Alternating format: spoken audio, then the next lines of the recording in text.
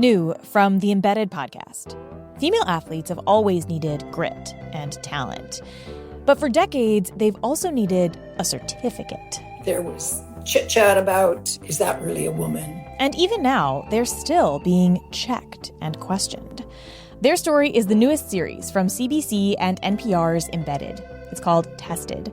Listen wherever you get your podcasts. You rely on this podcast to stay informed and connected with your local community, and we rely on you. Without listener support, this show simply wouldn't exist. Be a part of the team that makes this show possible by donating to our home, KUOW. It only takes a minute. Donate at KUOW.org or follow the link in the show notes. And thank you. From KUOW, this is Soundside. I'm Diana Opong. Yesterday, thousands of Washingtonians dug through the pile of mail sitting on their hallway table. They found their primary ballot, maybe even their voter pamphlet, and took time to vote. Congratulations to all who did. Wear that new I voted sticker with pride. Because there were a lot of important things to consider in this year's primary election. Come January, we'll have a new governor, a new attorney general, and a new commissioner of public lands, to name just a few of the big jobs up for grabs. Today, we're going to figure out what we know so far about how yesterday's primary went and what we're still waiting to learn. Joining me now are two local experts on elections, former Washington State Attorney General Rob McKenna and Democratic political consultant Cathy Allen. Thank you both for joining me. You bet. Thanks. And before we get going, we need to give a little disclaimer. We're a vote-by-mail state, with ballots coming in until 8 p.m. last night via Dropbox, and even later by mail. There are still plenty of ballots waiting to be counted, and we likely won't have solid results on all of these races until later this week or even early next week. All right, let's dive in. Rob, we're going to start with you.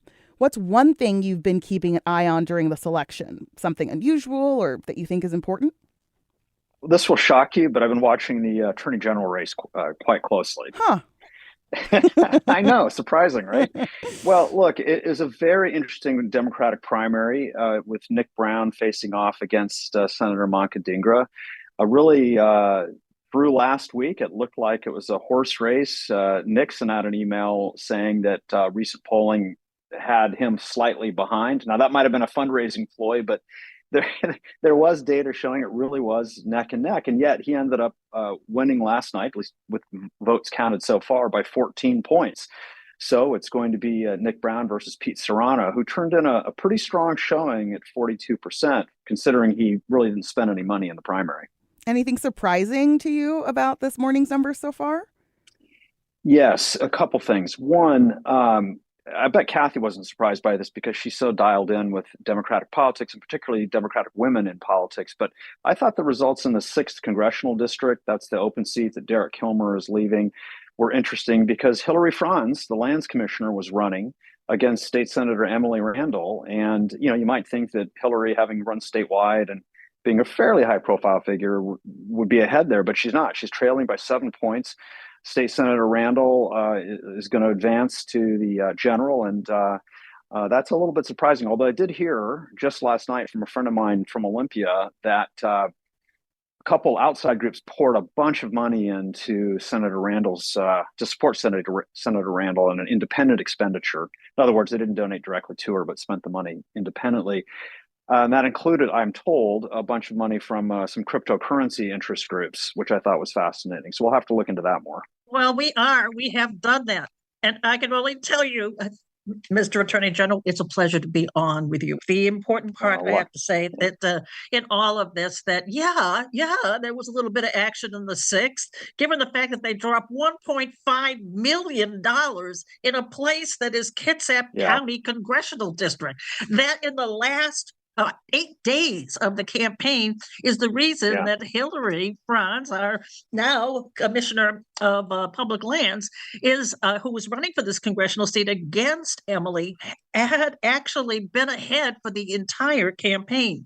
And when this last 1.5 million comes plopping down by a bunch of outsiders who are representing cryptocurrency kinds of deals, the fact is there was very little she could do without another $1.5 million. And so I think that what this probably means is that Emily goes on. If you take a look at the amount of votes that were actually here, you're going to find that we're going to have a Democrat in that seat regardless. Were those numbers that you just shared and things that were really surprising to you today? They were. In terms of what's going on with Emily Randall, that 1.5 million, it's hard to believe when you see a candidate like Hillary Franz, who's got statewide name recognition, when you see her ahead for the whole race, she had more money. And then when the crypto guys came to town, and this is really basically 4 major millionaires that basically get together, and they've influenced 6 or 7 other races nationwide, including a race they just took out that was a surprise one in Arizona, a congressional race where they flipped the longtime winner to actually get back and put a person of their own support in. So we're seeing the money funneling into these campaigns making a bit of a difference. Rob, with the latest numbers available from the Secretary of State, turnout is hovering a little over 26%. That will rise as more ballots are counted, but it's quite a bit lower than what we saw in the primary in the last presidential year. As of Election Day back in 2020, more than 37% of registered voters had cast their ballots. What do you make of voter enthusiasm this year? What's driving a likely dip in turnout? Well, we're simply regressing to the mean. I think 2020 was an outlier year for primary turnout because of the intensity of voter feelings about Donald Trump. And I think that was the key difference there. So now we're back to what has become kind of a historical norm for primary turnout, where you have higher Democratic turnout in the primary, but overall lower voter turnout, far lower than you'll see in the general election. It is surprising in a presidential year because obviously a lot of folks are paying attention early to the elections, but maybe most of their attention is on the presidential race and they're just not paying as much attention to state and local races. Cathy, there are still plenty of votes waiting to be counted and turnout will go up, but you and some of your colleagues are keeping a close eye on this year's numbers. Why is that? Well, I think that what's happening now is in cases like the lands commissioner, where we have 5 Democrats who couldn't figure out which 1 or 2 of them should get out. The fact is we had 5 Democrats running against 2 Republicans. Well, guess what? The 2 Republicans are now the top 2 front runners that could go on to the general. I think that the top Democratic person who is running, Dave Upthegrove, I think that he makes the runoff, and only one of those 2 Republican women make the actual other one in terms of Jamie Herrera Beutler and Sue Peterson. That was the big thing for me, is that this top 2 thing, was it going to really result in much? Were we going to have 2 people who were Democrats running for even the congressional race over in Kitsap County, or even the insurance commissioner? So that was part of why we've been watching so closely. And California is also a top 2 system. Rob, did you want to jump in? Yeah, I was just going to make that point. And that's close to my heart because I defended Washington State's top 2 primary in the U.S. Supreme Court against challenges from the major political parties. But I think that Commissioner of Public Lands race, is Cathy adroitly pointed out, is very, very interesting. Right now, you observe, Cathy, that Republicans are leading, but Dave Upthegrove is only 4,000 votes behind the second place Republican. I wouldn't be surprised if he ends up in second place and that we see Jamie versus Dave in the general election. I suspect that'll happen. And let's dive into the Commissioner of Public Lands position before we get to the top race, governors. It's an important job managing the state's forest resources and wildfire response. That's a big part of what the Public Lands Commissioner does. And right now, as you mentioned, it's a bit of an anomaly for our state with 2 GOP candidates leading in early returns, former U.S. Representative Jamie Herrera Beutler and biologist Sue Peterson. The race is far from decided. Democratic King County Council member Dave Upthegrove is less than a point behind Peterson. Rob, is this a sign that the top 2 system is working as planned, or does this point to broader issues with moving away from separate party primaries? No, it shows that it's working as intended because the state's been trending blue. So that the bedrock Republican vote, if you look across all the state races this election, with a lot of candidates who didn't have much money to spend, the bedrock Republican vote's about 41, 42%. So if there aren't too many Republicans running, typically you're going to see the Republican get through to the general against a field of Democrats. That's what happened in the AG race, for example. And in 2016, the top two finishers in the primary for state treasurer were both Republican because the three Democrats split the vote up. But the reason that voters like top two is, first of all, because they like to vote for whoever they think is the best candidate, regardless of party. In 2004, when we had a traditional closed primary and you had to choose either to vote only Republican candidates in partisan races or only Democrats, a lot of voters refused to limit their votes to one party or the other. Sam Reed, the Secretary of State, reported something like 120,000 spoiled ballots because people just were mad and they wouldn't be confined. And so they passed the top two primary. Voters like it, right? And what it means when you have, when you do end up with two members of the same party running in the general, is that they start to work to appeal to people of the other party, right? So look at the 4th Congressional District in Eastern Washington, for example. You're going to have two Republicans facing off. Dan Newhouse, one of only two members of Congress who is still in office after voting to impeach Donald Trump in January of 2021. He's facing off against a far right candidate. So of course Dan is going to appeal to the Democratic and independent voters there. It means that candidates will move more towards the center to appeal to a broader swath of voters. And I think that's a good thing for the system. That is, by the way, exactly why California, which is an overwhelmingly Democratic state, also adopted the top two primary by popular vote. Yeah, it looks like Jared Sessler is leading so far, with Newhouse about 5 points behind. Tiffany Smiley would have to make up a lot of ground to get into the top two. You're listening to Soundside. I'm Diana Opong, and I'm here with former Washington State Attorney General Rob McKenna and Democratic political consultant Cathy Allen. We're discussing the latest from last night's primary election. Okay, let's get into the biggest statewide race. Governor. Democratic Attorney General Bob Ferguson and Republican former Sheriff Dave Reichert have both declared victory in this primary. No other candidates will be able to make up the deficit with the ballots left to count, so they are moving on to the general election. Rob, looking ahead to November, Ferguson certainly has a big lead here, but there were over 20 people on the primary ballot for governor. Could Reichert see a bump in the general when it's just a two-person race? Yeah, I added up the percentage of the votes that the other Republicans received. It was about 15%. So if you add that to the 28% he received, that puts him at 43. Obviously not enough to win. If you add the other Democrats up, it's 10%, which would put Bob at 55. So this is a race where Bob is clearly in the lead. The reason that it's still going to be a competitive race, I think, is that Dave is the right person to run on an issue which is pretty big in this state, which is, law and order, public safety. As the former King County sheriff, he has a pretty high profile and a lot of credibility on that issue. Bob must believe that this is an issue because he's running TV ads claiming that he's going to increase the number of police officers in our state because we rank 50th in the country in per capita law enforcement.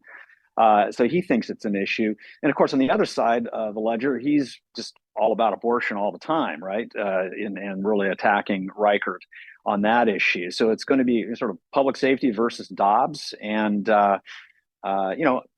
Dave's got a hill to climb. But like I said, I think he's the right person to carry the message on public safety and supporting law enforcement.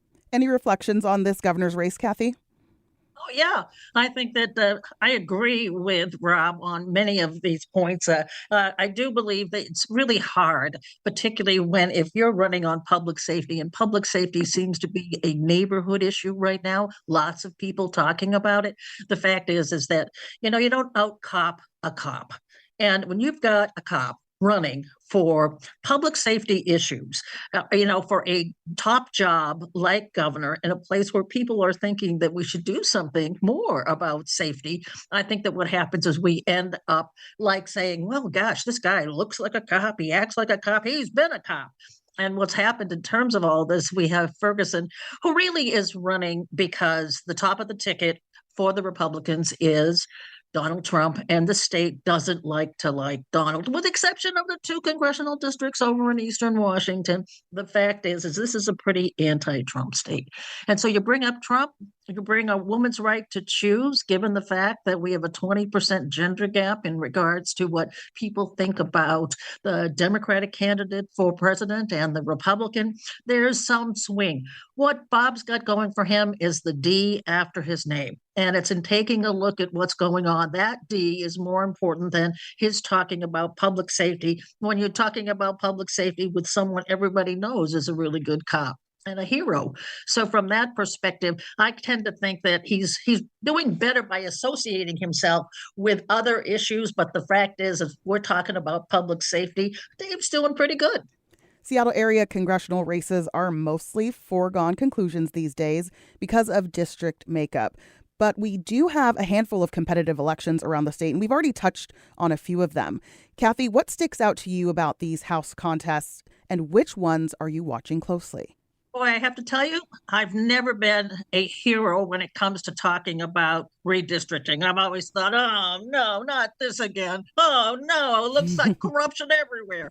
And what happens, of course, is that this is the year when, redistricting is making some pretty big differences that Democrats could stand to pick up 3 critical seats, and one is in the Senate with a Hispanic woman from the middle of the state, from Yakima. So I'm watching Yakima. I'm watching Whitby, of course, because of what's going on with Emily Randall, and obviously what's going on with Ron Mizell, who is also in the 10th over there, and he is a Whidbey Island guy. And his race was darn close last time, like 150 votes separated the Democrat and Republican.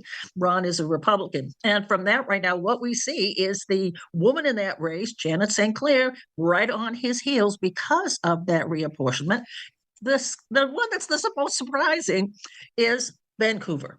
Of all things, there's 2 women senators, Republican, who stepped down and didn't run for re-election this year, mostly because of the reapportionment of how they redistricted these districts, the 17th and 18th. And what's happened here now is that what we see is that the Democrats are absolutely, well, in one case, tied.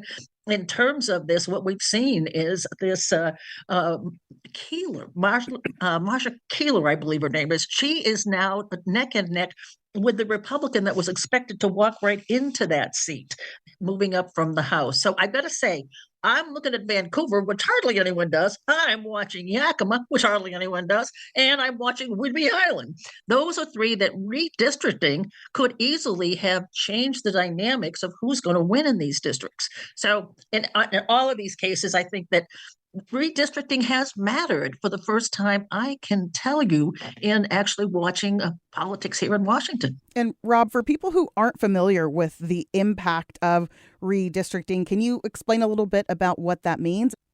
Absolutely. Redistricting matters because the analysis is so fine-tuned now that it's at such a granular level with the data they have. They can actually, change election results just by moving relatively small numbers of voters in and out of a given district. And so both sides maneuver to try to enhance their advantage in a given district, which is exactly what Cathy was describing. They'll make changes to the districts to try to take advantage of demographic changes, for example.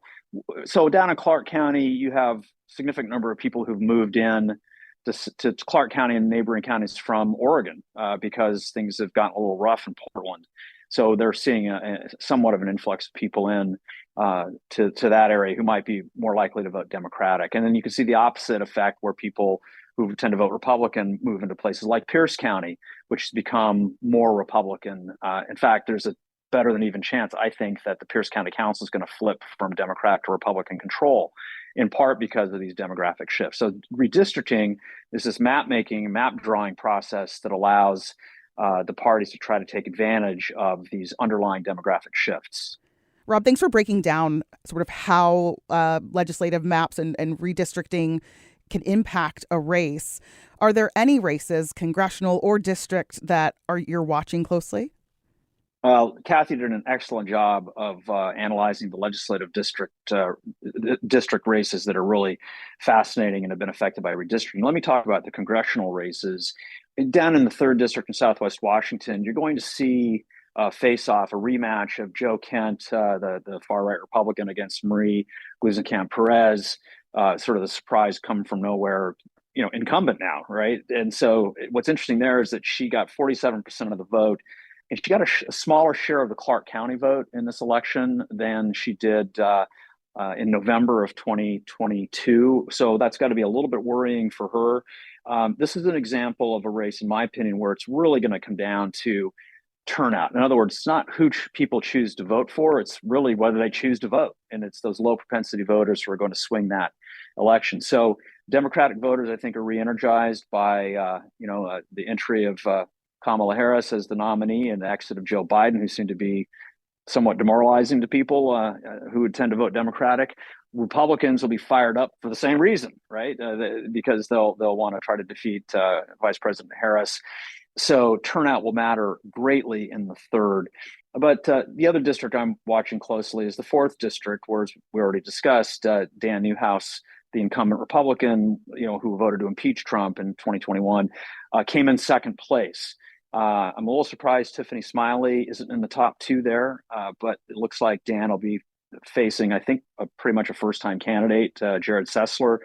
But if you add the Tiffany Smiley and Jared Sessler vote together, Dan is going to have a hard time winning there, which is extremely unfortunate if it happens, because he's a really decent guy and a capable congressman. And then the last race that I'm very interested in is the 2nd congressional district, simply because I was surprised that Rick Larson, a long-serving incumbent Democratic congressman, only got 50% of the vote. And you just can't be comfortable if you're the incumbent, especially like a 20-year incumbent, and you only got 50% in your own district.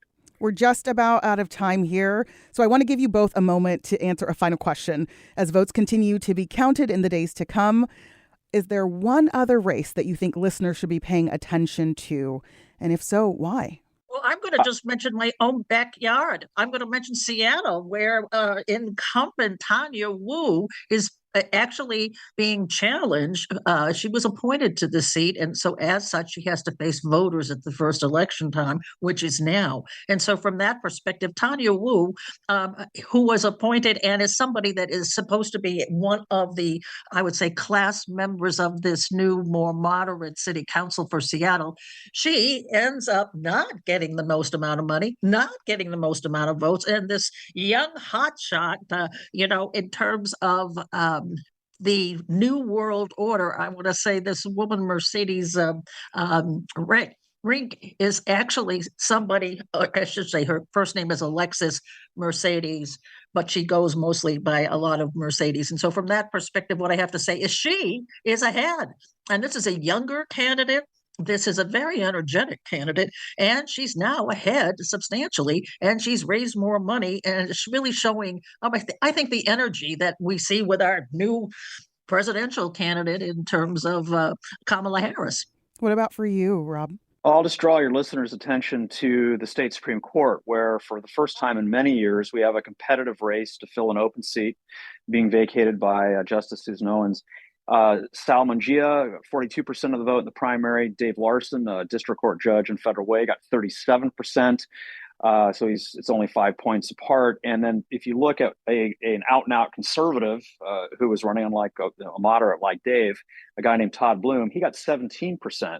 And if those votes go to Dave Larson, who's running on basically a law and order message, he would be at 54%. Now that's math is way too simplistic, but I do think we're going to have a very competitive race there for the first time in a long time. And kudos to Justice Owens for finishing out her term and not simply resigning early to let the governor appoint, which has been a trend around the state. Former Washington State Attorney General Rob McKenna and Democratic political consultant Cathy Allen. Thank you both so much for joining me today. You're very welcome. welcome. So much. Thanks for listening to Soundside. This show is only possible because listeners support us. If you're able to give right now, please check out the show notes for a link to donate. And don't forget, you can listen live on KUOW 94.9 FM Seattle at noon and 8 p.m., Monday through Thursday, or anytime online at KUOW.org.